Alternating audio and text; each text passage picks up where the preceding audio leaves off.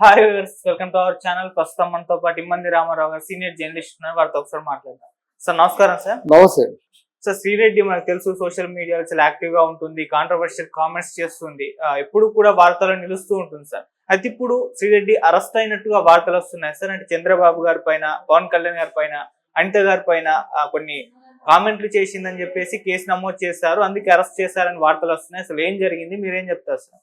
ఇక్కడ శ్రీరెడ్డి గారి గురించి చెప్పాలంటే తను ఒక మహిళ నటి.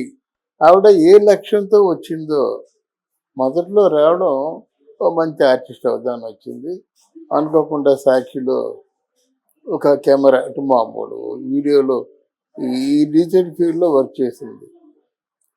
తర్వాత చిన్న చిన్న వేషాలు వేస్తూ స్థానికులకి ఎందుకు అవకాశాలు కల్పించటం లేదు, తెలుగు మాట్లాడే వారికి వేషాలు ఇవ్వరా, మీరు స్పందించకపోతే నేను ఏదో అర్ధనగ్న ప్రదర్శన చేస్తాను అని దిగింది.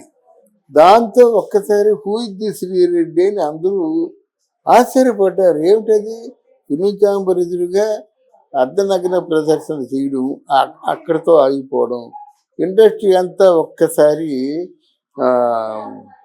త్రుళ్ళి పడ్డం, ఇవన్నీ జరిగిపోయినాయి. అప్పటి నుంచి శ్రీదేవిని ఒక దాన్ని ఏమంటారు, ఒక మేనేటర్గా, ఓ పెద్ద పుల్లాగా చూడడం మొదలుపెట్టారు. ఏ విషయాన్నైనా సూటిగా అడిగేస్తుండేది, ఏ విషయం గురించి అయినా సూటిగా మాట్లాడుతుండేది. దాంట్లో మసాలా దట్టించినట్టు బండ బూతుల మధ్యలో, ఆవిడ మాటల మధ్యలో బండ బూతులు మాట, ఈ సెన్సార్ ఏమైపోయిందో, విజిలెన్స్ సైబర్ క్రైమ్ అయిపోయిందో ఏం తెలియదు, నాకు అర్థం కావలేదు. కానీ ఎవరో కంప్లైంట్ ఇస్తేనే పట్టుకోవడం కాదు, అంత ఏమంటారంటే అంత నిర్లక్ష్యంగా నోటికొచ్చిన బూతులు దాంట్లో మాట్లాడిస్తుంటే కంటపడితే అప్పుడే అరెస్ట్ చేయాలి కదా. మరి ఏదో మేనేజ్ చేసుకోవడం జరిగింది. ఈవిడ ఎలాగుందంటే పోట్ల గిత్తలాగా తయారయ్యేసరికి రాజకీయ నాయకులు కళ్ళు పడ్డాయి. మనకు కావాల్సింది ఇదే. అంటే మన ఆపోజిట్ పార్టీలో ఉన్న వాళ్ళని నోటికి వచ్చినట్టు మళ్ళీ తలెత్తుకోకుండా తిరిగేలాగా చేసే బాధ్యత నీకు ఇస్తున్నానని వాళ్ళ అండర్స్టాండింగ్ ఏదో వాళ్ళకు ఉంటుంది. ఆ డబ్బుల గురించి వాటి గురించి మనం మాట్లాడుకోకూడదని గురుతరమైన బాధ్యత అప్పగించారు. ఆ తర్వాత ఆవిడలో ఏమైంది, ట్రెండ్ మార్చింది. ట్రెండ్ రాజకీయ పరంగా మాట్లాడడం నేర్చుకుంది, బూతులు తగ్గించింది, తిట్లు ఎక్కువైనాయి దానికి బదులుగా.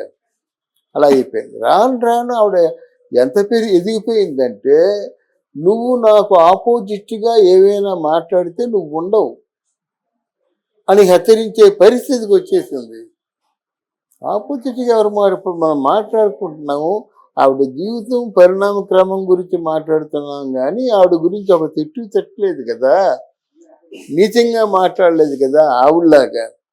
ఇప్పుడు ఏమైందంటే చీఫ్ మినిస్టర్ని, డిప్యూటీ చీఫ్ మినిస్టర్ని, ఇంకా ఈవెన్ భువనేశ్వరుని గారిని కూడా మాట్లాడి ఆల్మోస్ట్ అంటే వాళ్ళ క్యారెక్టర్లనే అసాసినేషన్ చేసే పరిస్థితి వచ్చింది కనుక ఆవిడ మీద చాలా మంది కేసులు పెట్టారు, ఆవిడ పెడుతూనే ఉన్నారు. ఆవిడ అప్సెండెడ్గా ఉంది. ఈ పరిపాలన రూలింగ్లోకి వచ్చేసరికి ఆవిడ తప్పించుకొని తిరుగుతుంది. ఇప్పుడు ఈవెన్ కర్నూలులో కూడా కేసు పెట్టారని తెలిసింది. ఈసారి మాత్రం ఆవిడ తప్పించుకోవడం మాత్రం అవకాశం లేదు, తప్పించుకోవడం అవకాశమే లేదు. ఖచ్చితంగా చేసిన దానికి తగిన మూల్యం చెల్లించుకుంటుంది. ఇంకా మిగతా విషయాల్లో చూసినట్టయితే ఆవిడకు ఒక గ్రూప్ ఉంది, ఆవిడకు ఒక సిండికేట్గా ఉన్నటువంటి జెంటిల్మెన్ ఉన్నారు. దానివల్ల భవిష్యత్తులో కొంత అలజడి రేగుతుంది.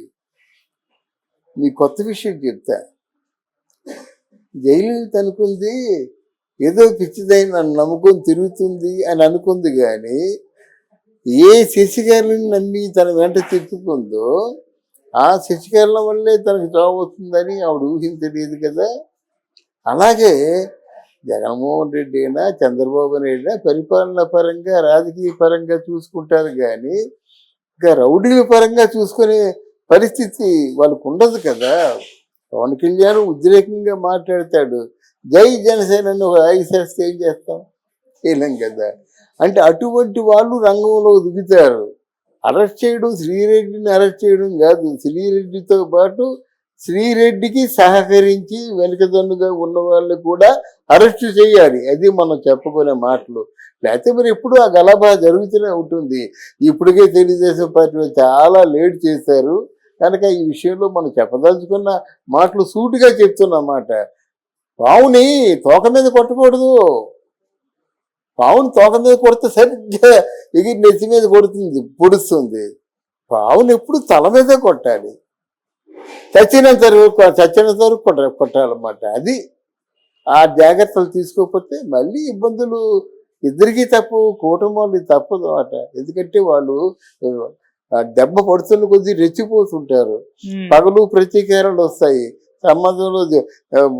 అంటే ఎక్కడికి కావాల్సి అంటే ఎక్కడికి వాళ్ళు అనుకుంటే అక్కడికి వెళ్ళి గలాభా సృష్టిస్తారు. ఇటువంటి ప్రమాదాలు కూడా ఉంటాయని ముందుగా మనం హెచ్చరిస్తున్నాం. సార్, శ్రీరెడ్డి గారు ఇప్పుడు వైసీపీ పార్టీ తరపు నుంచి వీళ్ళపైన కామెంట్స్ చేస్తున్నారా, లేకుంటే పర్సనల్ గా ఏమన్నా కామెంట్స్ చేస్తున్నారా? ఏ రకమైన comments? Sri Reddy is the mouthpiece for YCP. YCP ఈ సబ్జెక్ట్ మాట్లాడమంటే మాట్లాడడమే. ఇంతవరకు కూడా వైసీపీ ఎందుకు అంత ఫెయిల్ అయిపోయిందంటే, సజ్జల రామకృష్ణారెడ్డి ఒక జర్నలిస్టు, ఆయన ఒక సబ్జెక్ట్ రాస్తాడు, ఈ సబ్జెక్టు మాట్లాడని కొడాలి నాని ఫోన్ చేస్తాడు, ఈ సబ్జెక్ట్ మీరు మాట్లాడండి అంబటి రాంబాబు ఫోన్ చేస్తాడు, కమ్మాలు లీడర్ కమ్మాలు, రెడ్డి లీడర్ అయితే రెడ్డిలు, కాపు లీడర్లు అయితే కాపులు. అంటే కాపు లీడరు తెలుగుదేశంలో ఉన్నాడు అనుకోండి, వాళ్ళ మీద కాపులు అందరూ పడతారు. కమ్మ లీడరు మాట్లాడనుకోండి, వాళ్ళ మీద కమ్మ లీడరు కొడాలి నాని ఇత్యాది వరకు అంతా పడతారు. రెడ్డిలు ఎవరైనా మాట్లాడారనుకోండి, ఇక్కడ ఉన్న రెడ్లు. అది రాజకీయం, వాళ్ళ స్ట్రాటజీ. అది చాలా వరస్ట్ స్ట్రాటజీ.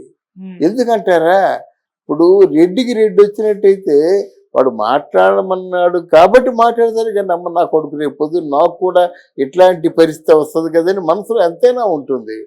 కమ్మ వాడు ఎంత తిడుతున్నప్పుడు కూడా ఏంటో ఈ దౌర్భాగ్యం, సాటి కమ్మ ఉన్నాయి ఉండి కమ్మని తిడుతున్నాను కొంత కాతే కొంతైనా ఉంటుంది.